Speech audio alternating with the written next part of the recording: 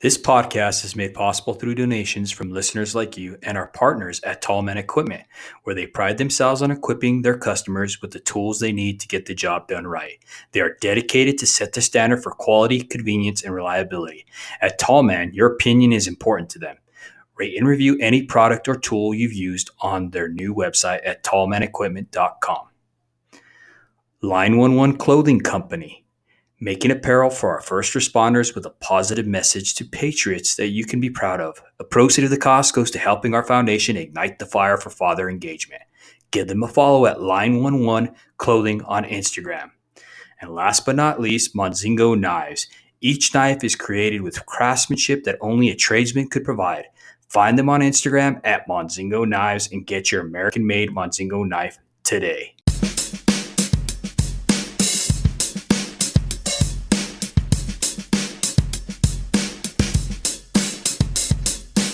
Hello and welcome to the Show Up Dad. This podcast is created for hardworking fathers. At the Show Up Dad, we recognize that fathers providing for their children is certainly important. But when men truly understand their unique role and gain the knowledge and skills to be great fathers, they can transform and impact future generations. Today, my special guest is Miguel Rodriguez. He is a husband for 10 years, and he and his wife have 3 beautiful children, a boy and 2 girls. He is the first generation lineman in his family. Okay. He's also the first generation college graduate, the first generation dad to his son, which is really important. He's been in line work for 6 years and is currently a foreman.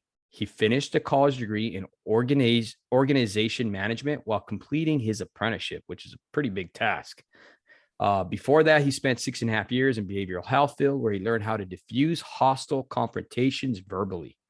Miguel is also a Marine Corps infantry veteran where he deployed to Iraq twice in 06 and 07 with the 3rd Battalion, 2nd Marines, 2nd MARDIV, which is a great honor because we love our veterans here on the show.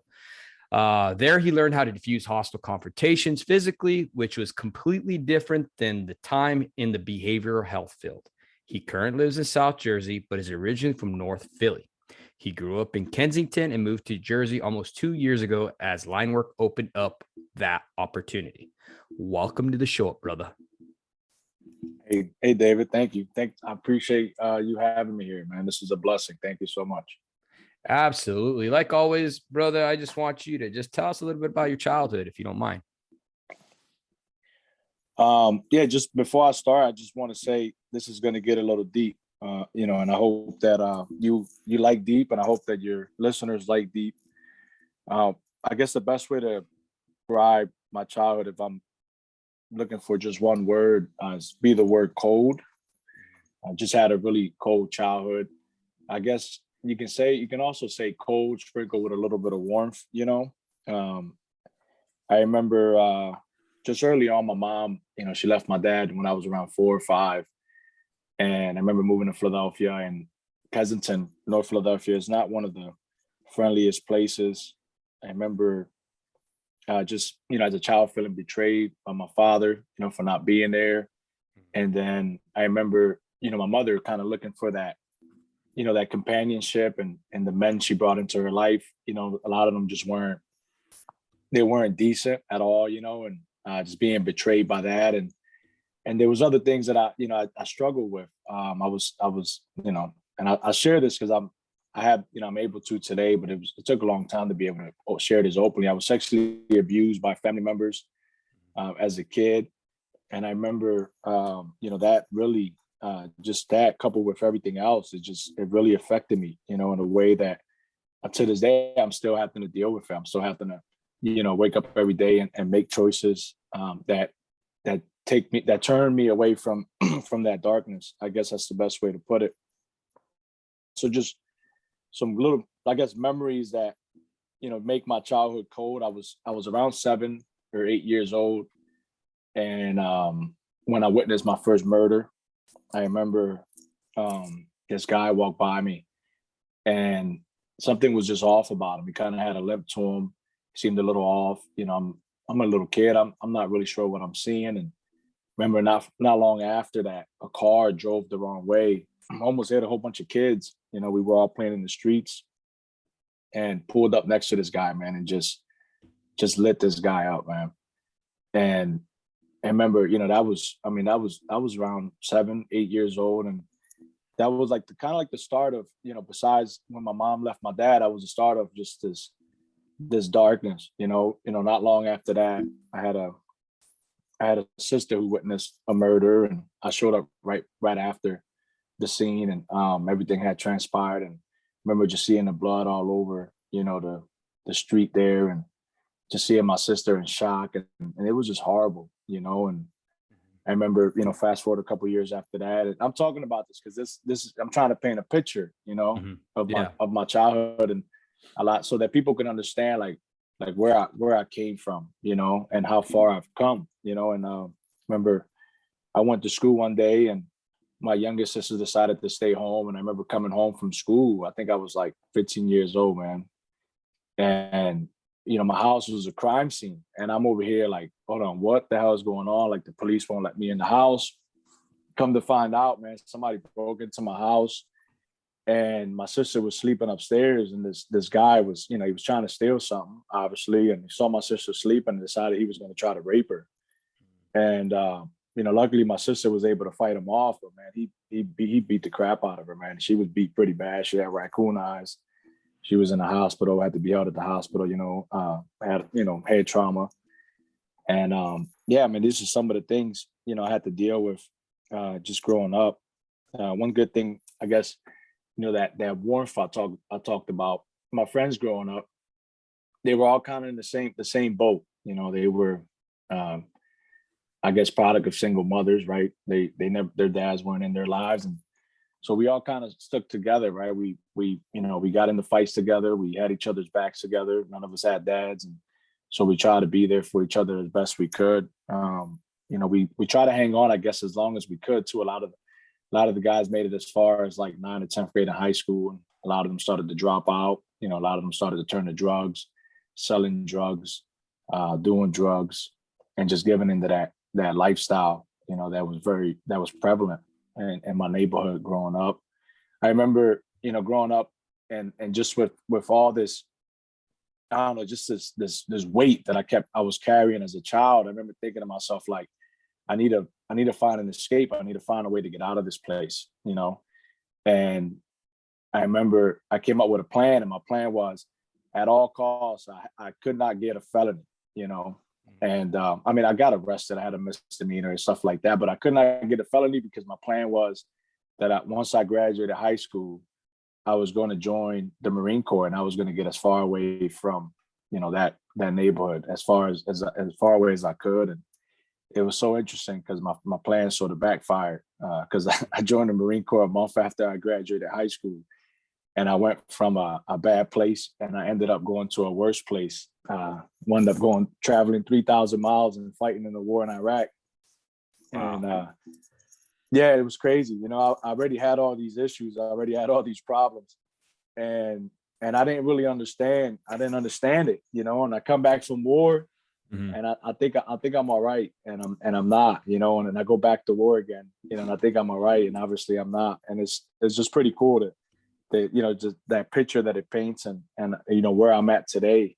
And I guess, and I'll just say briefly here, we can get into more details later, but it was Jesus Christ who definitely was the one that stepped into my life and helped me and directed me and got me on the path that I am today. So yeah, so that's my childhood, man. It was, like I said, it was dark. It was cold. With sprinkled with a little bit of warmth. I guess, one thing, and I have to give credit to my mom, she's always been a hard worker, I definitely got my hard work ethic from my mom. She was a single parent. And so she was gone a lot. She was always working. I remember there was a time in Philly where the SEPTA, which is the bus services, and the train services, they went on strike for like 3 or 4 months. And my mother had to walk 5 miles to work and 5 miles home every day. Wow. And she did that for like 3 months straight, man. And it was, a part of it was in the wintertime, And I remember looking back at that time, as a kid, I didn't really understand it, but I look back as an adult, and I'm like, wow, yeah, my mom, she really did her thing, And, she made a lot of mistakes along the way, but she also, she instilled in me and my siblings, things like that, like just, hey, perseverance, right? Hard work. You got to push to do whatever, so, but yeah, man, that's a little bit of my childhood. It's amazing to see the level of sacrifice that parents will go through, the level of discomfort that we will go through to provide for our children, right? Oh yeah. And man, that's just pretty awesome to see that your mom was capable to do that for you guys, to walk 5 miles one way, just to make sure you guys are okay, to provide for you. I mean, that was never something that should have been put on her shoulders, right? Because we all know that it's the man who needs to provide. And at the risk of sounding sexist or anything like that, we have a duty as fathers, and that's to provide, protect, and provide that covering for our families. It's interesting to see how, with the father gone in your household, how that protection was gone. Oh yeah. And I've seen that in other people who their fathers are gone and stuff like that. I had a past guest on here, Hassan, how he talked about, once again, inner city, and his father was gone as well. And his mom was looking for a mentor for them, and she kind of pushed him to this priest, right? Well, this priest took him and his brother underneath his wing and molested them. Oh wow. Yeah. And you want to talk about total just abuse of trust and power right there. I mean, there's a special place in hell for people like that. Yeah, that's hard, man. That's really hard. But I mean, it was that level of the mother trying to do the right thing, trying to find a father figure for her sons, right?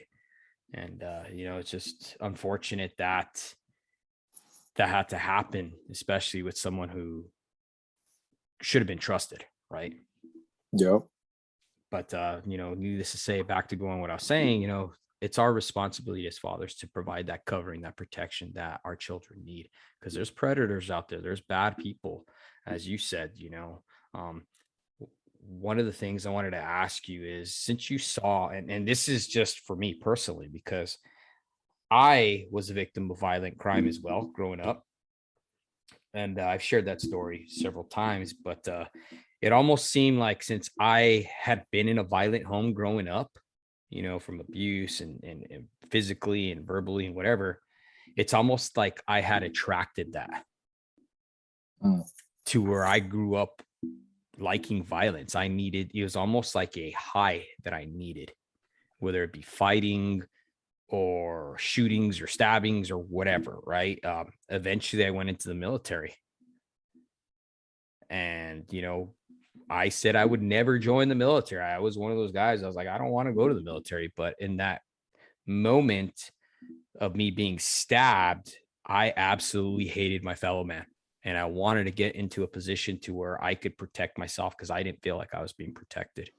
And what better place to learn how to do that by going into the military, is what my skewed thinking was, right? I gotcha. But it's pretty interesting, man. Just do you think that the violence that you had seen, that kind of had a sway in your thoughts of, like you said, about how you went from a bad place to a worse place, going into violence of war? Do you think that kind of? Oh yeah. Yeah. So, the Marine Corp was my get out of jail, free plan, right? And it was also, I didn't have a dad growing up, and it was also a place that I felt I might somehow learn how to become a man. I up until that, to that point, I mean, obviously my dad wasn't in my life, so I had always been looking for my father. I had always been looking, for a male role model. I remember, growing up in the hood, there aren't that many male role models, No. and if they are, if they're around, it's hard to see them, because all the idiots out there, they just kind of take over, but so yeah, I mean, I guess the Marine Corps is so interesting. I've talked about this in the past before. The Marine Corps, and then being infantry, and then going to war. So there was, like you said, there was this violence in my heart, right? But I guess the best way we described it was, there was just a monster inside of us, and there was a monster inside of me. And I remember, and when I was in war, I didn't understand that monster. I didn't really even know the monster even existed.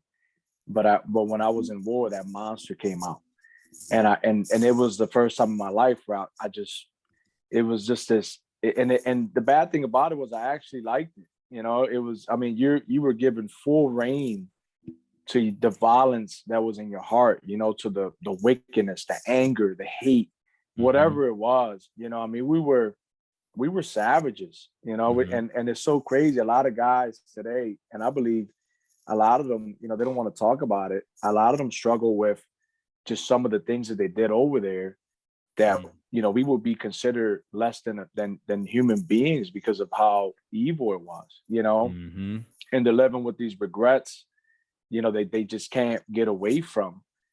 But these are things they committed, and it's sad because we were young. I mean, I was 18 years old when I first went to Iraq. I turned 19 in Iraq. I mean, I was a little boy. I was a kid, so I was doing things, and I mean, I don't regret my time. I don't regret it at all, right? But I was doing things at 19 years old that I didn't truly understand, like what it was that I was really doing. We were doing, it was just, I mean, and I don't want to get into like details, right? But there were horrible things, things that brought that monster out of you. And then the crazy part about it was, right, so you're in war and you're given full reign to let this monster out, and then you get brought back to the States, and they're like, hey, here you have to act normal again, And I always had a hard time. It was so funny. They would say, you're either a garrison Marine or you're a field Marine or a war Marine in our time. And I always fought at home in war. And I felt when I was coming back here, I felt like this was a lie. I felt like it was an illusion over here. And I had to play this silly game where I'm falling in line. I had to have my haircut had to be right and my shave had to be right and had to salute, whatever. Whenever I went back to war, I felt like that's where I belong, and I think I'm not the only one that felt that way, or even today could talk about it and feels that way. So yeah, and then another crazy part about it is when I was getting out the Marine Corps and we was going to the SEPs or the separation classes or whatever, and they're like, hey, now it's time to turn the lights off, and I'm like, well, what the hell you mean by that? They're like, yeah, during your time here, you were trained to do this and trained to be this way and told to do this and told to do that. Now you're going into the civilian world and you have to turn all that off. And I remember asking the guy, I was like, well, how do you do that? And the dude's like, you have to figure that out for yourself, Marine. I don't know how to, I can't do that for you. And man, that was so like hard to really comprehend or take in, like, hold on. So you're telling me you trained me to be this crazy maniac person, and now I got to go into the regular world and I have to turn it all off? Like, that's insane, man. And then you're 21 years old, you're still this kid, right? They say our brains aren't fully developed, right? Men till we're like 25 or whatever. They might have pushed that age back or whatever, but man, it was insane. So yeah, like going back to what you were saying, man, that violence grew, so that violence that I had as a kid, I was a very like timid kid growing up. I remember, in school, I started off in elementary school, I used to get bullied all the time. And man, it sucked, it sucked so bad. I remember up until 5th grade, I was getting bullied. And then I went from getting bullied, and then in middle school, man, I became a bully. I didn't understand it. I'm over here smacking kids around, whatever, and I remember one day this one kid tries to fight me, and I wind up embarrassing him in front of all the girls. And he was crying, and in that moment, like I had a realization moment, like, oh snap, I remember how it felt when I was in your shoes, and I apologized to him, and I told him never again would I ever put my hands on him, and I vowed that day to never bully anyone ever again, And then I go to high school, and I got friends that are getting bullied, and on one occasion, one of my buddies is like, he has like a black eye, and I'm like, well, I'm gonna go have a conversation with the bully. I just wanted to ask him, hey, why you do that, man? And next, I'm over here beating the bully up, so funny. I went through this transition of like, hey, being bullied, became a bully, beat the bully up, and it's just, there was always that, right? That violence, that anger, that brute strength was always in me. And the Marine Corps the infantry definitely brought it out of me, man. And I liked it. And it was dangerous too at the same time, you know. Mm-hmm. Yeah, definitely the Marine Corps does have its ways to hone the stuff that's in you, right? It definitely has its place. They do make warriors. That's one thing. The Marine Corps for over 200 years, that's what they do. They make straight up warriors, and they're good at it. It's kind of sad to see though that there was no transition for you to come back. Everybody starts off as someone's little angel, right? We all start off, and whether it be in the military or whatever, right? We all start off as someone's little angel, right? This little child who's innocent and everything. And then through life, we get dirtied or sullied or stained from whatever life throws at us, right? Because life's hard. And we transition from this angel, this beautiful little angel that was someone's child, into this other thing, this dark thing that you talked about, right? And we get to this point where we're either going to be the victor or the victim. And that's what we got to choose, and that's life. Are you going to be the victor or are you going to be the victim? And sometimes the choices we make aren't the greatest, and it's sad. It's sad. I mean, our penal system is filled with guys who made the wrong choice.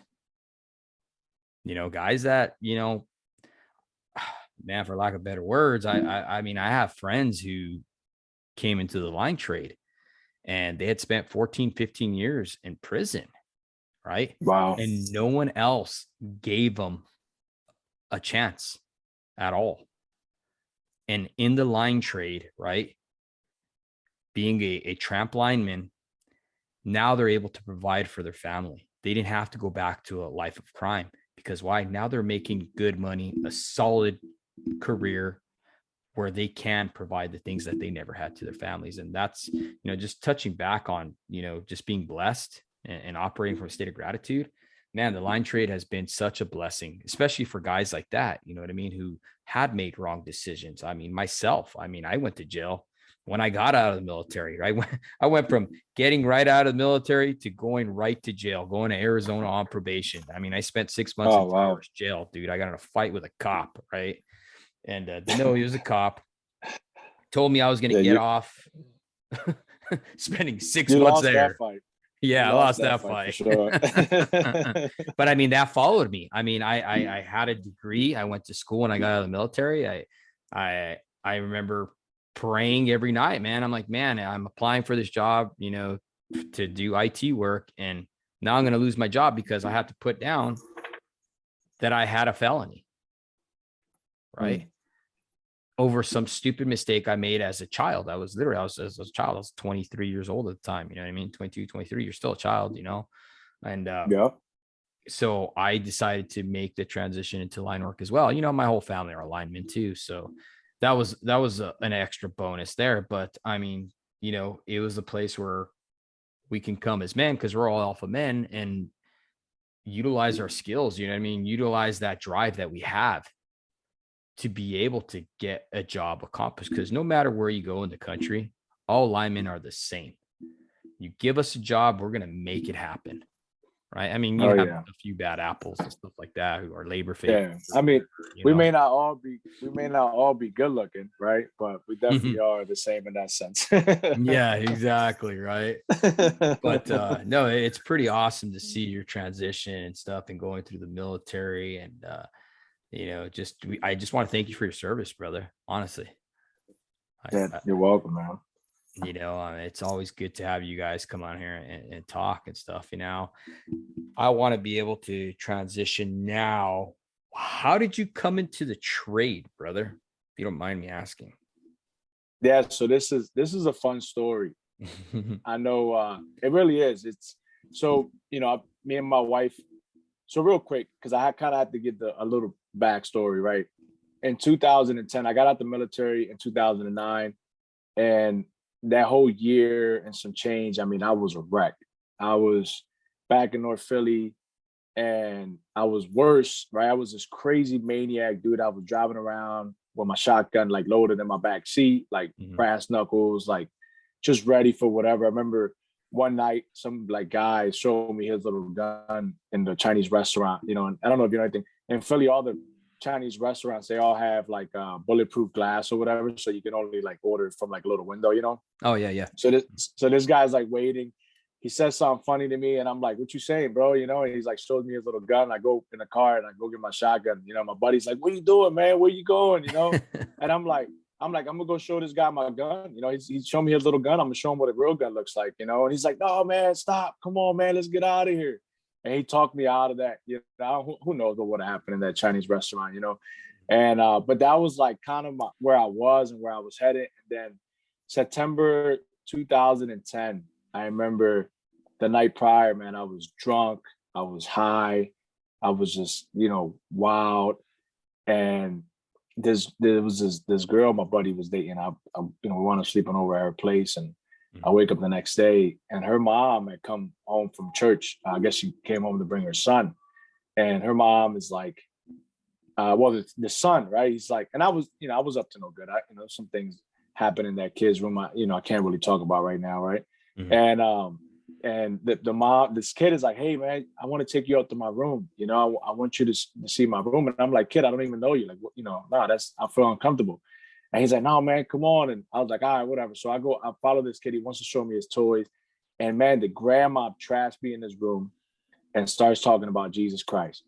And I remember, I'm like, man, this lady has got to be out of her mind, man. She's just like talking about Jesus. Like, I'm hungover. Like, what do you want? You know? And she asked me two questions, man. The first one, she goes, "Hey, do you read the Bible?"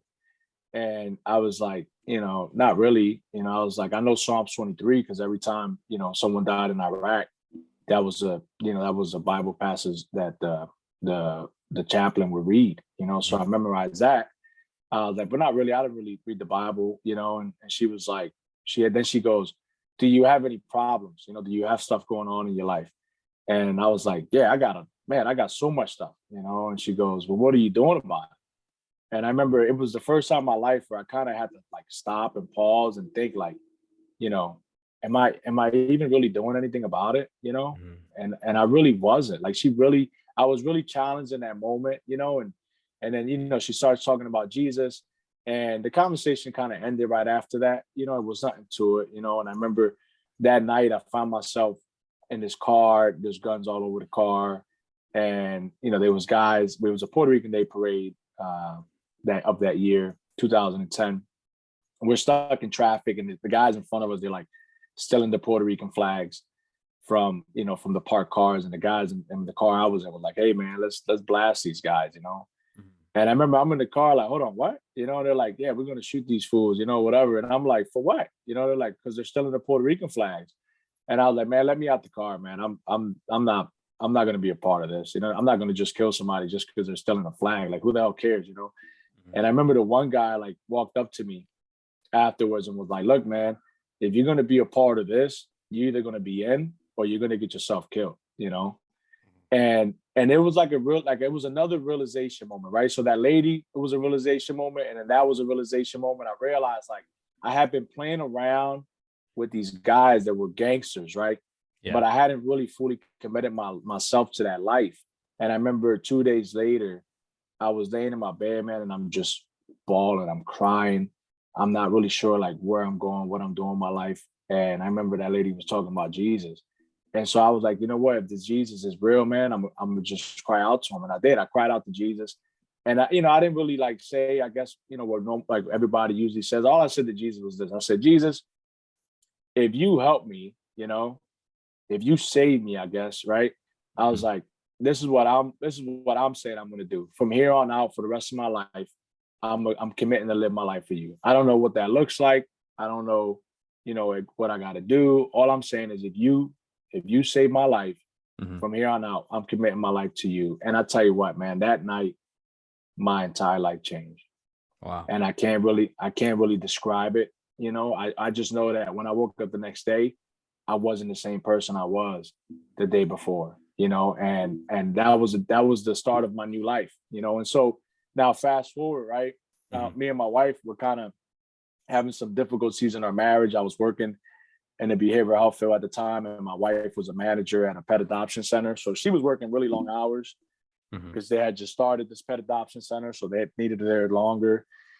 And we had our first child, Gabriel, and he was at a babysitter almost all day. I'll come home, I'll pick him up, or he was at daycare. And it was really, my wife was really struggling. She's like, every day she's like, man, I'm not spending enough time with my son. Like, it hurts me, this, that, and the third. And it was causing issues in our marriage, Yeah. And I remember I go to her, I go, look, so, all right, there's a problem, so what is it that you need, And she comes back to me a couple of days. She's like, look, I want to be a stay-at-home mom, and I want to be home. I want to be with my son. And I go, all right, well, I guess I have to find a job that covers everything. I was like, I don't even know what job, like what, like, where do I even find a job like that? Right. Like, covers both our paychecks and then covers all of the medical for all of us. Right. Yeah. And I remember I prayed. I'm like, God, like, hey, this is what I'm throwing out there. I need a job that does this, that, and the third. And I'm leaving it on you. And man, then I got to work, man. I started applying and interviewing with so many different companies and spots and places. And I remember going into interviews and I felt like I was like practicing, I was like, I'm gonna go in here and I'm gonna practice with this and I'm gonna go and then use that interview to go over here and then hopefully I land this job and whatever. Like, it wasn't really working out anywhere I was going. And I wound up interviewing for some kind of like, it was a position in the safety department of a big contractor out here in Pennsylvania. And the guy liked me, right? And he's now the CEO of the company and whatnot. He's like, look, man, I like you. He's like, you don't really have the experience that I'm looking for. He was like, but have you ever thought about becoming a lineman? And I remember sitting in that room and I'm like, what the hell is a lineman? What are you talking about, man? He's like, I think you would do really well as a lineman. He was like, do your research. Here's my number. Call me back. And I remember that night, like, I did a ton of research. Like, I was all over the place. Like, I figured all this stuff out about line work. And in a couple of days, man, I knew, like, this is what it is, like, this is the job. This is what God has let me. I called this guy up and he helped me through the whole process, man. And I think it was like 6 months later, I was already in the apprenticeship. And that, so, I was in the apprenticeship. It was like June. And then by December of that year, my wife was a stay-at-home mom. Wow. Yeah. Wow. Yeah. It was amazing, man. Like, just the way God moved, the way he opened the doors, like, he just made it all happen. But I had never driven a truck a day in my life, right? So it was so funny. I go to get my CDL, right? I got a CDLA and I get my permit and I go through the hall to this third party, guy. And I failed the test the first time, right? But I saw that they left the keys in the truck. So I showed up on a Saturday and the it was still like the little testing center. So I was there like 4 or 5 hours just like doing the test by myself, so I could pass it or whatever. Yeah. The little backing up portion and all that. So I come that following Monday and the guy's like, man, you botched the last test. I wasn't expecting to see you for a couple of months. And I'm like, come on, man, like, let's get it done with, right? So I passed the backing up, which I had failed before. And then we do the road test. And this guy's like, he's like, look, I'm gonna tell you right now, man. He was like, you're probably gonna kill somebody someday. And I was like, what? Like, dude, this guy's like, he's like, you don't know this truck. He's like, you suck as a driver. Like, he's just like laying into me, man, like hardcore, right? Yeah. And I'm thinking to myself, like, man, this is terrible. Like, I'm failing this test again. I'm gonna have to pay, $175 or whatever it was. Yep. And then at the end of it, he goes, and by the way, man, you passed the test. I was like, what? He was like, yeah, man, you passed. Congratulations. I was like, oh my goodness. But he was like, but I still think you're going to kill somebody. So you better learn how to drive. I was like, man, you're wild, and it was awesome. You know what I mean? And, but then, here I was, my wife, less than 6 months later, she was a stay-at-home mom and she's been a stay-at-home mom ever since, and it's just been a blessing. It's been a blessing on our family. Obviously, a lot of things to overcome, but that's how I ended up in line work, man. It was a prayer, hard work, and just and then just good people, that God put in my life. You know what I'm saying? And that's the cool thing about this trade is that you're going to run into people who want to help you out. I think that's one of the big things that people fail to recognize is linemen want to help people. That's our job. That's what we're called to do. What do we do when we go put on the lights? We're helping people. We're restoring hope, and if you give a lineman an opportunity, he's going to want to help you. Just don't waste our time. Yeah, no. That's awesome to see that, man. Because there's so many stories out there. I know countless guys where no one wanted to give them a handout, you know what I mean? But they're willing to give them a hand up, and be like, hey man, I think you can really do this. This is a trade. Maybe you'd like look into it, and give you the opportunity. And then at the end of the day, it's up to you whether you're going to squander that opportunity or not, Exactly. And that's, it's interesting you say that, because that's one of the things I definitely remember. It wasn't handed to me. You know what I mean? Like, it wasn't just, hey, here you go. Here's a free check or whatever, right? I had to work my butt off to get in here, and then coming from where I came from, I got people like, hey, I want to get in. And I'm like, hey, you want to get in? Like, do this, that, and the third, and they call me, and they never call me. Why? Because they're not willing to put in the work. So I'm not going to waste my time on you if you're not willing to put in the work, put in the time. You know what I'm saying? Absolutely, brother. So Miguel, I wanted to transition to this topic. Okay. It says here that you went to school, right? And you worked with behavioral health and stuff like that, right? Learning how to diffuse confrontations, both physically and stuff like that, behavioral health field. Can you share a little bit about that? I wanted to transition to this topic because I want to have you talk to us about diffusing hostile situations in life, right? Whether it be at work, with our spouse, with our children, and just kind of give our audience some suggestions, you know what I mean, and how to deal with hostile environments, if you don't mind. Yeah, no doubt, man. So obviously a little bit of background, my time in the Marine Corps, I was infantry. And so everything revolved around, hands-on, just destroying whatever, right? I was trained to be a killer. That was what was ingrained into my mind, And then the funny thing was, and this is why I'm very adamant in saying that God has a great sense of humor, I guess, right? So he puts me in a behavioral health field. The job was a job that involved diffusing hostile confrontations, but it was hands off. I remember they told me, like, from the very beginning, like, hey, we're going to give you this job, but if you put your hands on somebody being a Marine, we're going to fire you. Like, you're not going to last here, And I remember thinking to myself, like, man, how the heck is this going to work out for me? Like, I don't know what the heck I'm doing, And so it was so funny. I mean, it was like instances, man, where like I got these, they call them participants, right? People with these things that they're struggling with in their lives. And they're literally yelling down my down my throat, like a drill instructor, but it was different, right? Because in the Marine Corps, you kind of, like, all right, this guy has some sense to him, he's probably not going to just smack me out of nowhere for no damn reason, right? Well, these people, on the other hand, they would. I remember on one occasion I get called up to the 5th floor of this building, and I walk into the room there, and this dude is like banging and kicking the doors. He's saying, let me in. He wants to talk to his therapist. As soon as I walk in, like, this guy, he looks at me, he goes, you get the hell out of here. And I was like, yeah, sure. So I turn around and I walk out, right? My job is to diffuse the situation. But one thing you realize real quick, right? If you're not and this is the way I would explain it to my guys when we was working there, like, a hostile situation is like a fire, right? And if you're not, I guess, water, right? Anything that makes that fire, come down or turn off, right?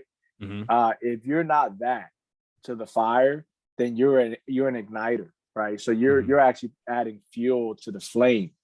And so when I walked into that room and that gentleman, flipped on me the way that he did, I was fueled to the flame. So I walked out of the room, and I was going to get another guy to come up and see if they would have, better luck than me.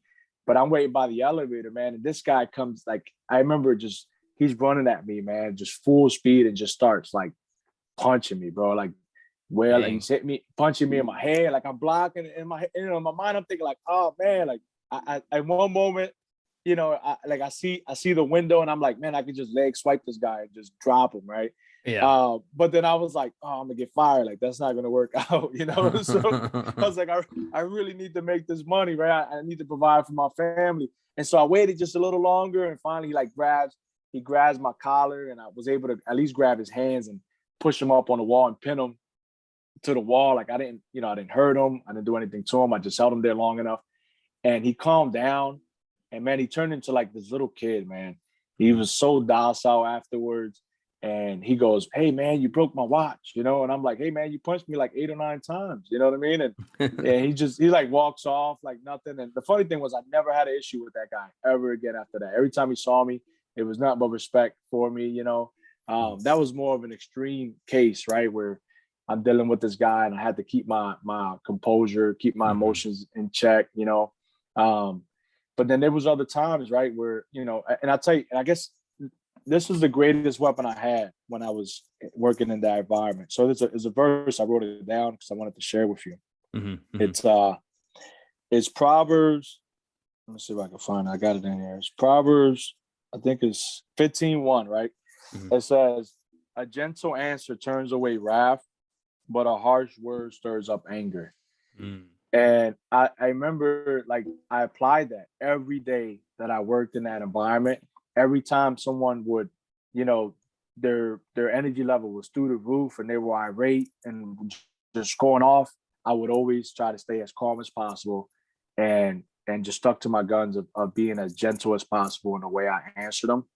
And what I learned from doing that and applying that and that, in that situation or in those situations was that oftentimes these people, they were individuals that needed some kind of help. And I couldn't see that they were really hurting, and they were expressing that pain, through, the way they've been expressing themselves probably their whole lives, right? Yeah. And when I was able to kind of slow myself down and just take that gentle approach, I was able to see them differently in a different light. And it turned into like, I remember one situation, I get called up again to the 5th floor. And man, this guy was huge, man. He was like jacked. I remember I opened the door and this guy starts taking his clothes off, And I'm like, oh man, like I don't want to like some naked dude like coming up on me. On top of that, like this guy's like jacked, Yeah. and I kind of paused for a second because I was like, yeah, this is definitely a first, right? And then one of my partners rode up next to me, and he was doing a lot longer than me, And he tells this guy, he goes, hey man, he's like, do you want help? And the guy's like flipping out, right? He's cursing up a storm, whatever. He's like, yeah, man, I want help. He's like, but I'm gonna tell you right now, ain't nobody gonna help you if you have all your clothes off. So you got to put your clothes back on. And this guy like stops, he looks at him, and sure enough, man, he starts putting his clothes on, right? He starts putting all his clothes on. And I'm looking like, hold on, what? Like, what the hell is going on here, right? And the guy's still flipping out, whatever, right? He's scary dude. And this guy's like, hey man, he's like, you want help for real, right? He's like, yeah. He's like, well, ain't nobody gonna talk to you if you can't calm down, And sure enough, man, this guy calmed down and he was able to get some help that day. And so, these are situations where like we're not experienced, right? We see people acting like that or going off or whatever, and automatically like we're afraid. We're like, oh my goodness, what's going on here, And I was able to experience firsthand how like oftentimes these are just individuals that need help, and if we're willing to kind of be a little selfless in those situations and be we have that, I guess, that active listening mindset. Yeah.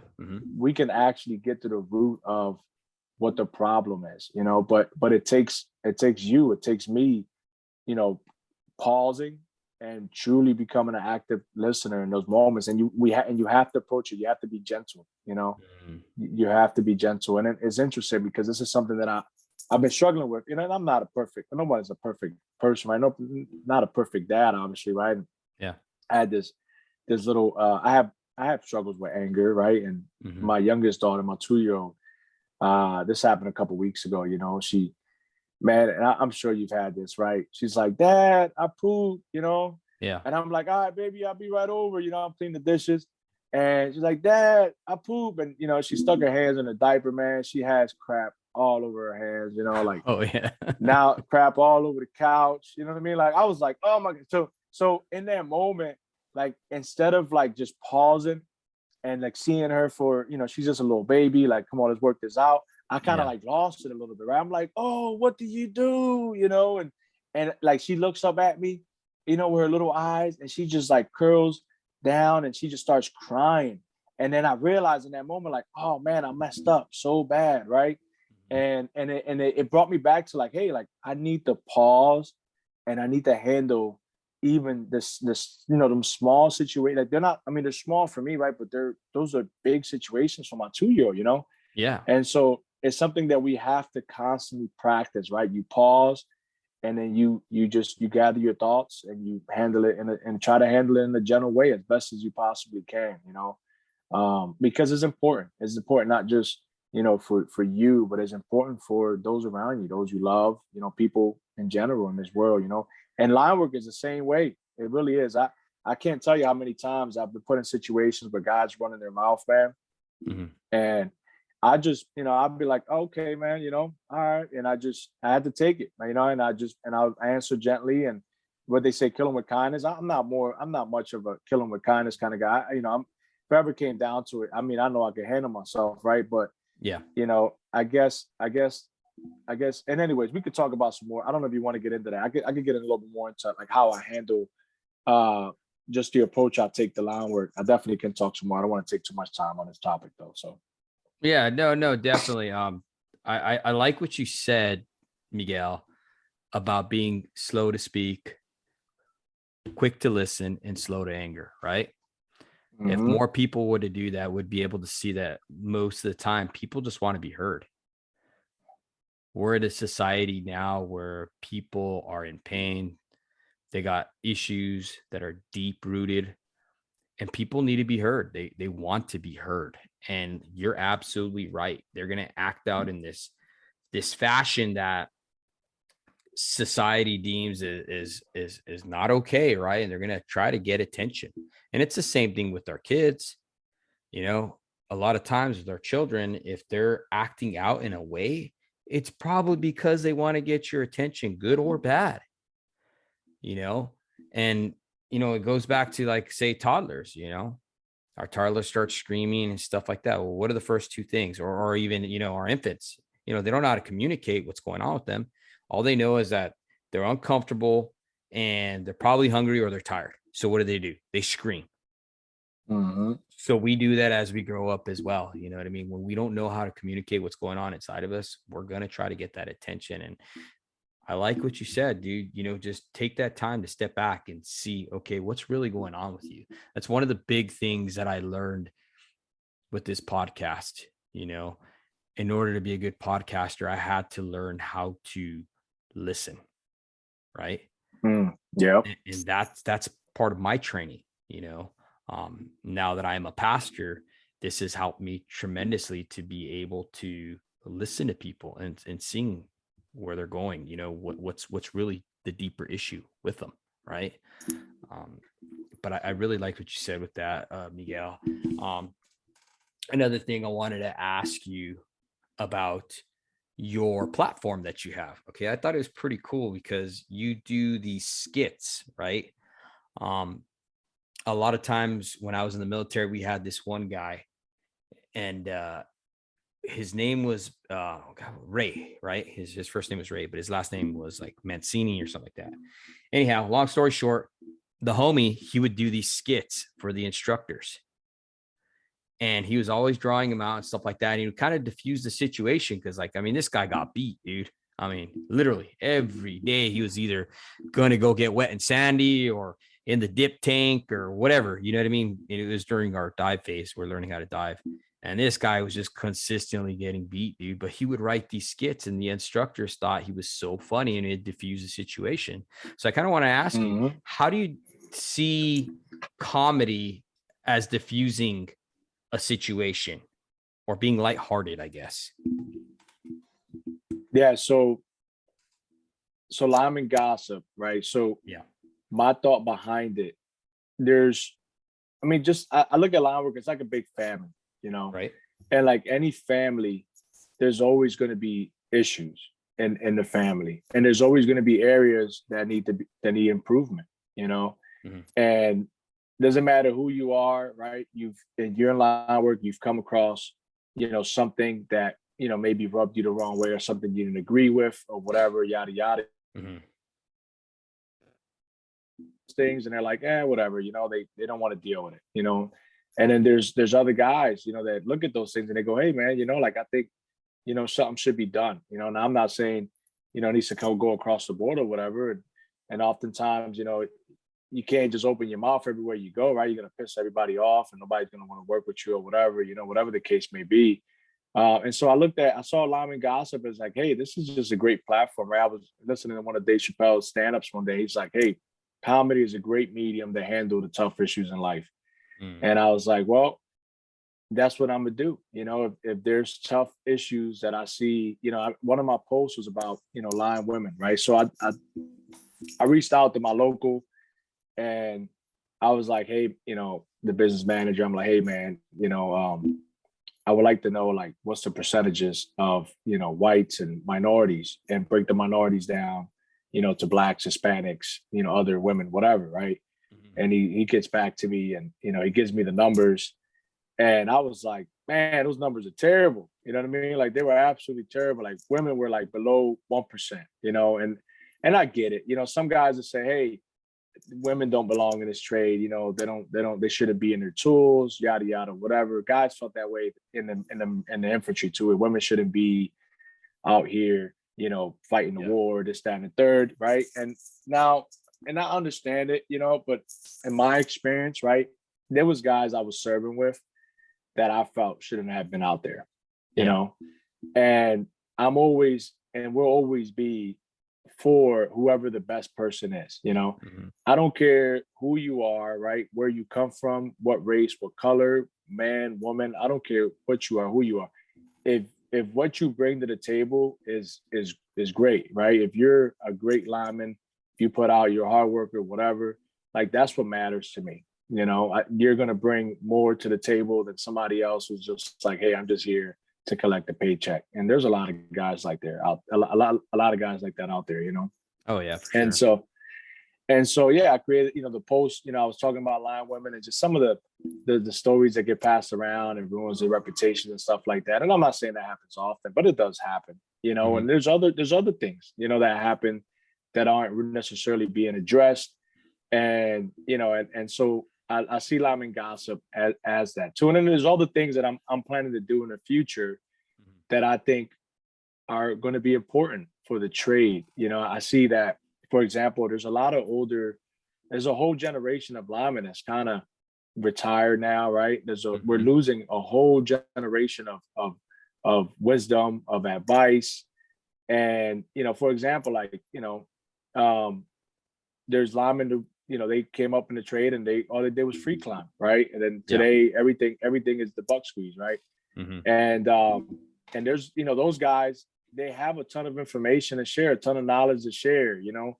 And there's a lot of young guys today, you know, coming through that, you know, just, you know, they need that information, they need that knowledge, and Mhm. they're not really getting it, you know. So there's a project that I want to get started, and I'll get started soon, where I somehow want to get that, you know, that connection going. Mhm. And I'm just excited, you know. So I look at line work as like, hey, line work gave me so much, right? So I just want to get back to it. I want to get back to it as much as I possibly can, and every way I possibly can. You know, my website is it's 4 topics, right? So it's culture, is our customer relationships, right? Mhm. It's stonework, and then it's safety. And so, you know, those are all important things all across the board, right? Safety wise, you know, there's Yeah. I've been, and I know, you know, Bill Martin, you know, Mhm. I've been talking to Bill Martin and just, you know, just sharing things with him. And he's been, you know, passing me books that I've been reading. And it's a whole different world, you know. It's just so much to learn. There's so much, you know, to do in that sense. And there's so much that's lacking.